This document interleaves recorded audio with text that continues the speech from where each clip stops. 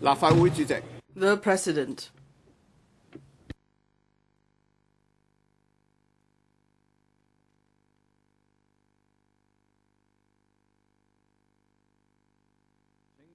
Members will please remain standing while the Chief Executive enters the chamber.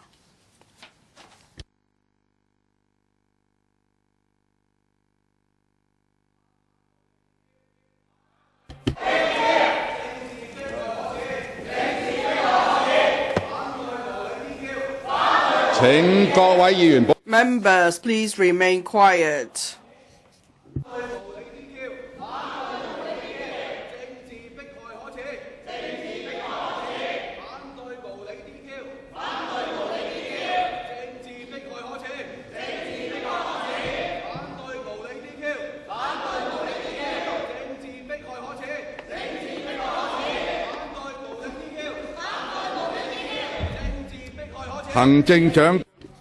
The Chief Executive's question time. Members who wish to ask questions, please press the Request to Speak button. This is the first Chief Executive's question time. Each member will be given 3 minutes to put questions to and receive replies from the Chief Executive. And the question time of each member should not exceed 1.5 minutes. When 3 minutes are up, the bell will sound as a reminder. In order to allow more members to put questions, the question time should be conducted in a short question, short answer format. Mr. Ben Chen. Thank you, President. Chief Executive, welcome to the question time. Now, many old friends tell me that there is very little, limited increase in old age allowance or fruit money.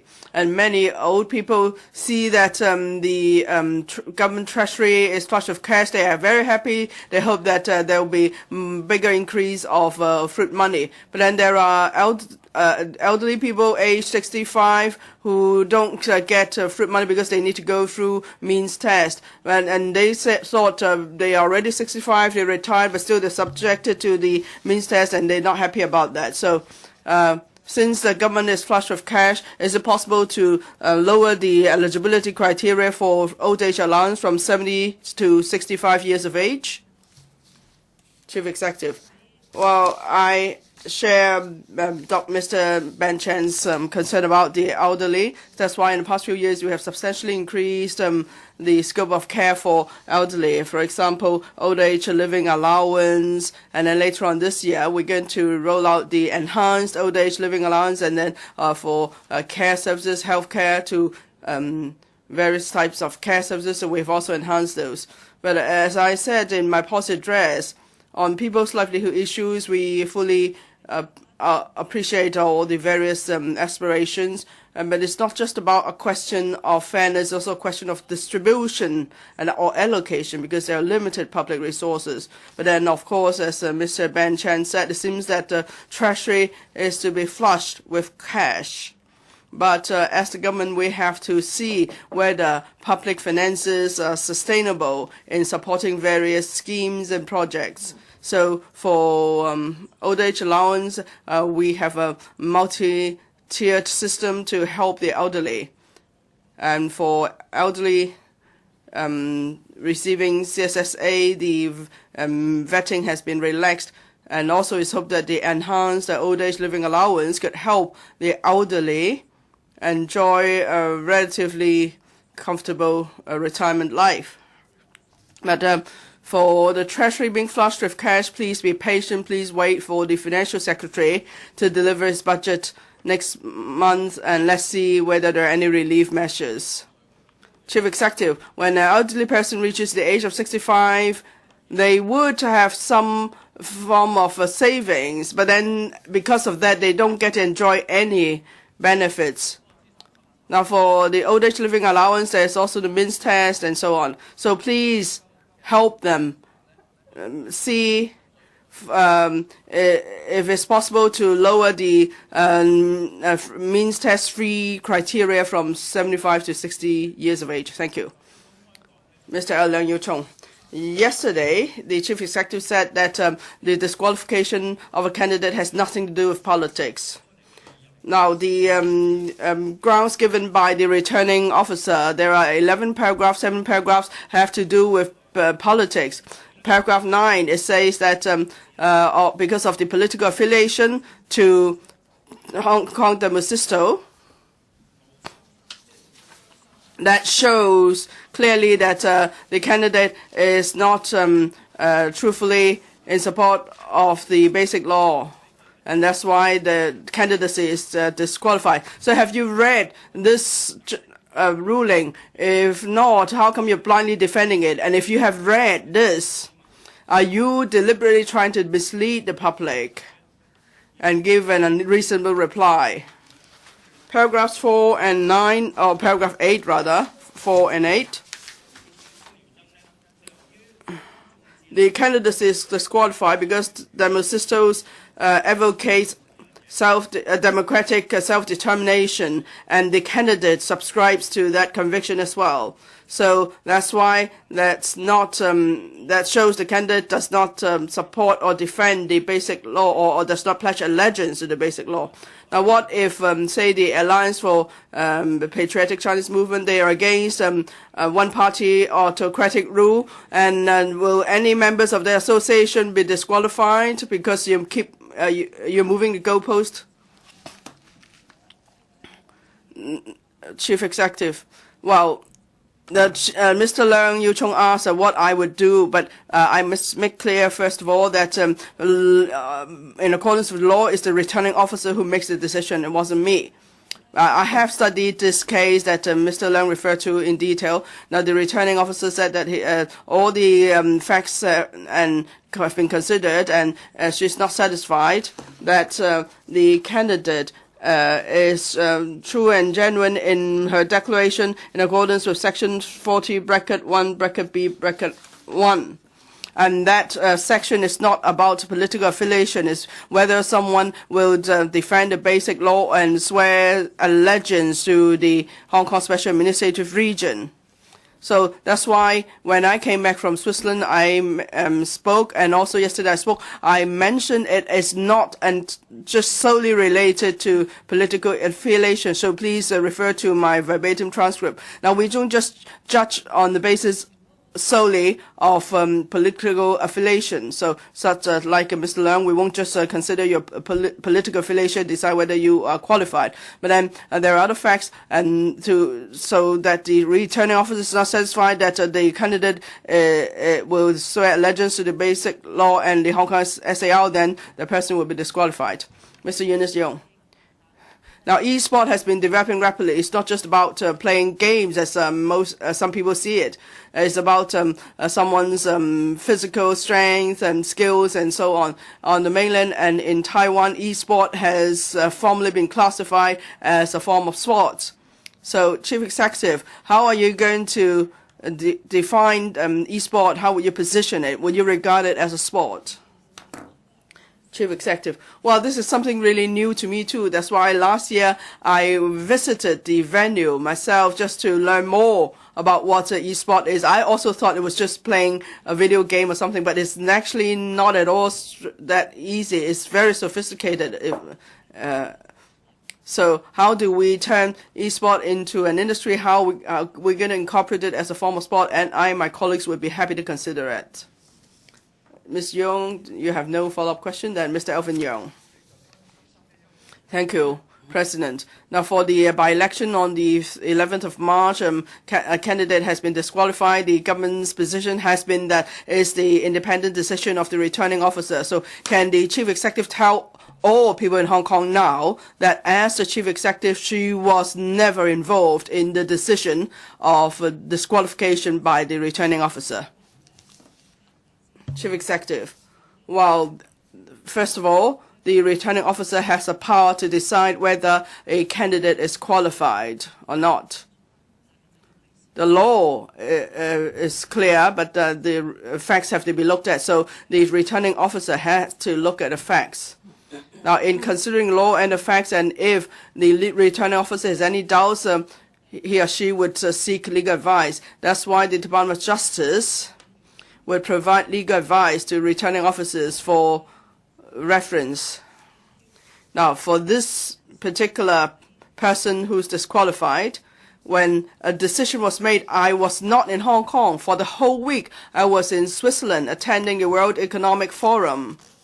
So I can tell you this, since the law is clear and the facts are clear, it seems that there is no need for other persons, particularly myself, to get involved. But I can tell you this, as the chief executive, if there is need for me to give advice on certain issues. For example, sometimes we go to the Department of Justice to seek legal advice. Even when I was the secretary, I did that. And if I have certain views too on the legal advice, I would also give my views.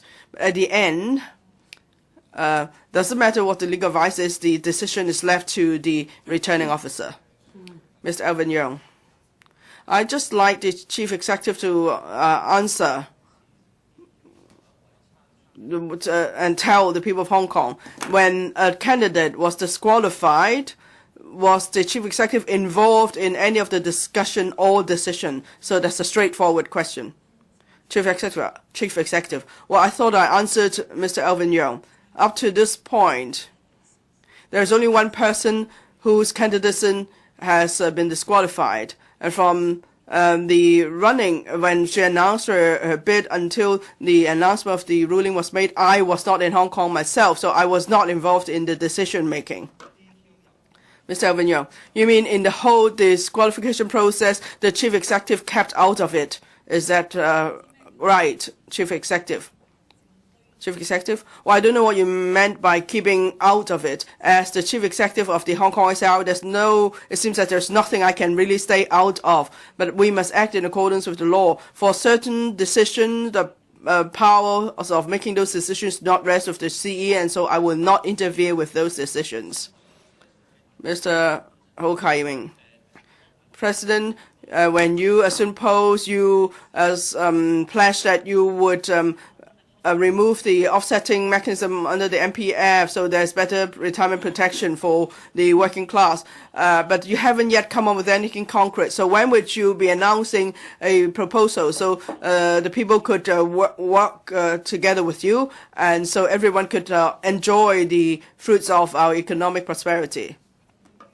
Chief Executive. Well, friends of the labor sector and members of the labor sector could rest assured. My position on the removal of the offsetting arrangement under the MPF has remained firm. We want the retirees to have relatively secure or suitable retirement protection. So we have to remove the offsetting mechanism. Now, we have come up with a concrete proposal once. Unfortunately, it was not accepted by all. So we are now still working very hard. Hopefully, we could come up with another proposal that's more acceptable to all. I can assure you that I and the Secretary for Labour and Welfare will work very hard so that we could come up with some answer for the public as soon as possible. Now, there is, say, that this is a proposal about getting the government involved in removing the offsetting mechanism, so we see how it will work out. Mr. Ho. Well, the chief executive said at the end of 2017 the proposal would come up, but it's already 2018 and we still don't see anything. Do you have a time frame? When are you going to produce this proposal so all in the working population will know when the offsetting arrangement will be removed? Chief Executive.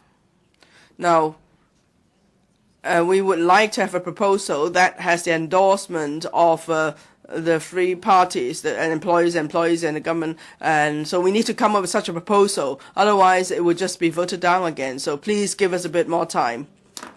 Mr. Ho. Can you have a rough time frame so the people know? Because the public won't be happy if you just say you're going to work as fast as you could. Well, working as fast as we could under the supervision of the chief executive, that's already the best time frame. Because I know if we need to remove the offsetting arrangement, we need to amend the legislation. That's rather complicated. So we strive to work as fast as we could. It's hoped that within my term, there's still 4 years, that we could complete the task. It's not just about proposing an option. It's about completing the legislative amendments.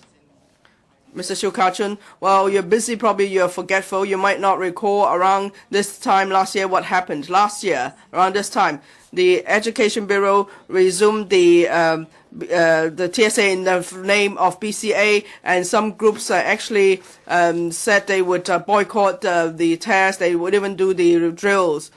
Now, you said once promised you would shelve the TSA, and supposedly in October last year, December last year, there should be something concrete, but we still haven't heard anything. So can you reaffirm whether you are going to shelve TSA altogether? Please just tell us in definite terms. Chief Executive, thank you, Mr. Chiu, for giving me this opportunity to clarify. Well, my campaign was in between February and March, and back then there was a resumption of TSA and now called BCA. In my platform, I said that pending comprehensive review of TSA, that it will be shelved, and the review is being done and it will be completed very soon. After the review is done and when we've come to an appropriate view with the acceptance of the community, there is no need to shelve BCA. Whether the review has taken longer than expected. That's true, because we've been very serious and stringent in doing the review. I promise to be personally concerned about that, but I cannot give you a quick answer because I've promised in my platform that it will be led by the professional, i.e. professionals in the Education Bureau plus the professional educator or representing the sector in this council to do it. And then they will come up with a proposal for me to consider after consulting the frontline workers. But in your platform, you've been very strong that TSA would be shelved. But now you said that you will ask the profession to lead. I think this is lying, and you are not honoring your undertaking. CE, how come members like to criticize us with such language? I've already explained that, yes, I wrote the manifesto myself, and I said that I promise a comprehensive review, which has been done for a while. It is near completion, so it will be completed, and after that, we will have a view on the future of BCA, so there is no need to shelve it if it is the view that BCA can proceed with some adjustments. So there is no question of lying or going back on my words. Mr. Ronald Shen, the Hong Kong Banking Association on the 24th of November last year announced that there would be a pilot scheme with a convenience store in Hong Kong, and then in Changchao, Taiyu, Lantau, and Tin Shui Wai, elderly persons could withdraw money from the deposits without shopping at these convenience stores to give them convenience. With over 120 post offices in Hong Kong scattered around the territory. And then there is also Easy Pay or EPS available there. Will you enhance the services of our post offices so that elderly persons can withdraw their deposits at post offices without patronizing them? And there are various places available where such services available in Hong Kong. Will you consider? Thank you. This government style of governance is people-oriented. Any move that can offer more convenience to members of the public, the elderly in particular, those living in the remote area in particular, will be considered. Any follow-up? CE. Yes, you will consider it, but I hope there is a time frame for such studies. Can you tell us specifically how long can you complete your study? We can have a conclusion so that we don't rely on the community or private organizations to popularize our financial services. Well, the answer is still we will do our level best. But before today, I have not heard of this proposal. I've never considered it. I don't know how complicated it's going to be.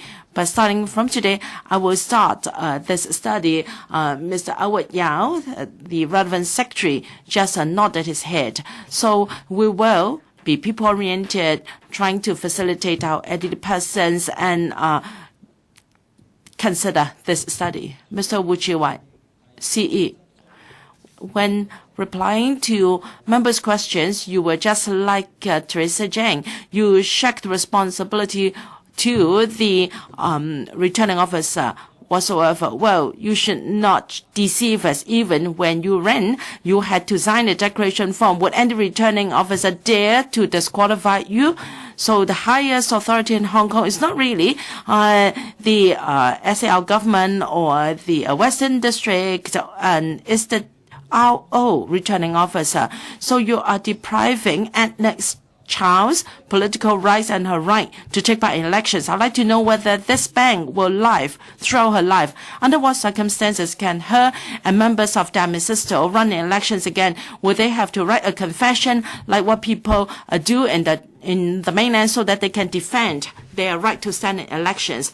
Well, each election is an isolated election in its own right. Nobody, whether it's me or an RO, can tell you who will be eligible to run in future elections and who will not.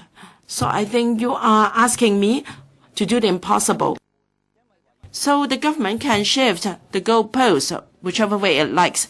Because in our ICCPL, the civic and political rights and right to stand in elections are protected. So if the government can continue shifting the red line, then this is clearly in violation of the ICCPL to protect the right to be elected and to elect our preferred candidates, whether it be international conventions or the basic law. They are there to protect the election rights of and the voting rights of our people. Article 20 of the Basic Law is relevant. Allow me to finish first. So when the decision has to be made in each election, it depends on the prevailing legal provisions and also the facts in case. I cannot ensure here that the law will not be changed forever, and I cannot guarantee that the facts will not change. What the facts you refer to, we see that it is punishment for expressing an opinion or to harboring an idea. Even Agnes Chow has never advocated Hong Kong's independence. Democratic self-determination, according to Chow, is to find a way out for Hong Kong politically beyond 2047. So her disqualification is in fact punishment for expressing an idea or an expression. Well, the reasons for disqualification is clearly set out in the form, and if the person concerned is unhappy, she can seek a judicial review. Mr. Loh Kok Wai, in 2014, Professor Anthony Cheung announced 7 new railway projects after many rounds of public consultation and feasibility studies. There were across district items and minor adjustment to existing projects. For the East Kowloon Line, it was not included in the public consultation, but the government accepted the political parties and the communities concerned about the traffic issues of Kowloon East. So among the 7, there was a rather new line involving the East Kowloon extension. The public and political parties supported all 7 projects in general. However, nothing has really happened yet. We've heard about them, but we do not see any specific plan from the government on implementation of the projects. Now we have the Hong Kong XRL Hong Kong section and the Central Sha-Tin Link are close to completion, and these 7 railway projects are not ready to be implemented. So the industry is very concerned. I'd like to know whether there are specific implementation plans for these 7 railway projects. Well, the new items put in the new round of railway development strategy, that is an acknowledgement of their needs. So each item has now got a file set up, and we are taking forward step by step. And if Mr. Low is interested, I can discuss with Mr. Low and also members here the progress of the individual items. Mr. Low, for territory-wide traffic issues, railway apart, we are concerned about the overall forward planning for territory-wide traffic issues. Looking back, there were 3 traffic development strategy studies in the past, and they were all very important to major developments in this sector. How come we haven't heard anything about the 4th territory traffic study yet? Allow me to digress a little bit. Previously, I took a helicopter ride to look at the land situation in Hong Kong. And then in my Facebook, I also got some insights, inspiration. And I told the media that there was still land available in Hong Kong. But whenever I asked my planning colleagues, I was told that they were not supported by traffic infrastructure yet. So I agree with Mr. Low that we must be more forward-looking when it comes to traffic infrastructure planning. Mr. Yik Chi Ming, because of low birth rate and aging population, labor force has shrunk in medical and healthcare, catering, traffic, logistics, and so on and so forth. We face a labor shortage problem. This doesn't just affect development of the revenue industry. It also undermines our long-term economic development and even risk traffic safety. Some media reports said that our commercial drivers are aging, and the government must detonate this time bomb in traffic safety. The average age of taxi drivers is 50, HGMBs 68. Some of them are even over 70 years old. If we do not have new blood in this industry, then our public transport sector will risk many problems, and we won't have new blood. So will you consider fine-tuning our supplementary importation of labor scheme so that for seamen and commercial drivers and also workers in the logistics industry, will you have specific measures to enhance importation of foreign labor, just what we have done for healthcare workers for the elderly? Yes, we have a 20-year low in unemployment rate, 2.9%. So labor shortage is a problem. Of course, we are happy that we have close to full employment, but this also reflected our shortage in labor. Mr. Frederick Yik would like us to conduct a comprehensive review. Yes, I promise to do that. The CS4A will soon chair a committee on human resources, and he's going to carry out an in-depth study of the issues raised by Mr. Yik, but will also consider the opposition from the labor sector. In fact, the application of technology can help ease the manpower shortage problem. Just 2 days ago, there's a container terminal in Kwai Chung with remote control facilities to lessen the reliance on manpower. I think we should provide more incentives to the industry to adopt technology to reduce the demand on manpower. Yes, I will adopt a two-pronged approach. On the one hand, I'll study the problem of labor shortage to see whether we can slightly relax the importation of foreign labor for certain professions. within acceptable level, and will also consider the use of technology.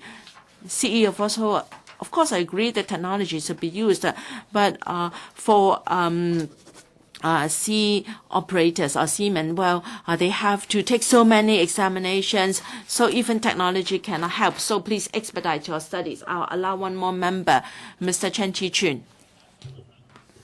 I have a very simple true or false question for the CEO to answer directly. Please do not say, well, if this is a fact, we have to resign to the fact that it is a fact. First, do you trust that Teresa Zhang were only made aware of UBWs after inspection by APs? Did she ever imagine that her properties at Tuen Mun, Sha Tin, 14 Repulse Bay has got UBWs? Do you or do not? The SJ is one of the most important partners in my team and is an important legal advisor to the government. If I've got any of the suspicions quoted by you, Mr. Chen, just now, for sure I would not have recommended her to be the SJ. So to answer simply, of course I trust her. Well, the second true or false question. Based on the mortgage deeds and assignment deeds for Villa de Mer of Teresa Zhang, in the documents there's no mention of basement, but then when Teresa Zhang bought the property, the basement was there. Now on the Monday meeting, she said repeatedly that she did not review those documents. Or she did not review the property. Now, she did not inspect the property, and she signed the documents claiming there's no basement. So is it the case that it was misrepresentation knowingly?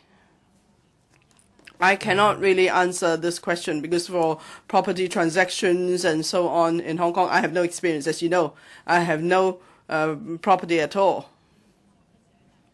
But as I said last time at the Chief Executive's question and answer session, now, when the party involved told you there was negligence, there was carelessness, she was very busy, she was too much engaged in public offices and didn't care about her private business, you might find it unbelievable. But I actually share that because sometimes I also set aside my personal issues because I'm so busy at work. So all I could say is for us to be more tolerant and understanding in looking at this matter. Well, if that's the way you look at Teresa Zhang, what about the criminal cases involving unauthorized building works? You can just scrap that ordinance altogether because someone could just claim he's busy, he doesn't do it deliberately, he's negligent, and then he could be relieved of all criminal liability, right? So you need to change the law. No, Mr. Chen, as I said, there's the law, but there's the same way there's need to do investigation, and there has to be evidence. If you do investigation, you find evidence, then we could enforce the law. Does she have to be suspended? You said last time there's no need. Well, I'm not going to answer Mr. Chen's hypothetical question. The Chief Executive's question time ends here. After the Chief Executive has left the chamber, this council will hold its regular meeting immediately. The Chief Executive will now leave the chamber. Members will please stand up. 請議員保持肅靜。 Members, please remain quiet.